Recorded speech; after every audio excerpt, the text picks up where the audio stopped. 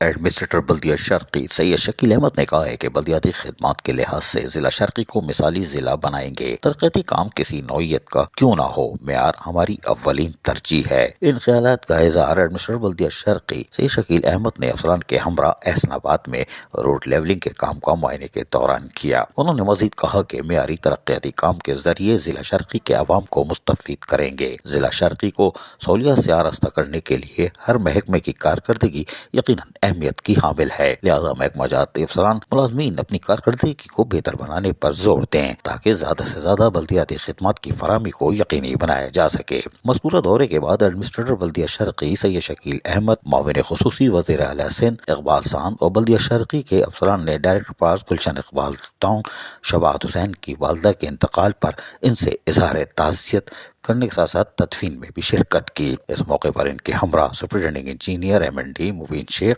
Executive engineer جمال عباس، director توقیر عباس، جام رضوان الہی بخش کے ساتھ ارشاد سفیر، راؤ شمشاد، راشد فیاض اور دیگر بھی موجود تھے۔ عزیز عارف، KBS بلدیاتی نیوز، کراچی۔ ایسی ہی خوبصورت ویڈیوز فیوچر میں حاصل کرنے کے لیے ریڈ بٹن پر کلک کر کے اور بیل آئیکن کو پریس کر کے ہم سب کے سبسکرائبر بننا مت بھولیے۔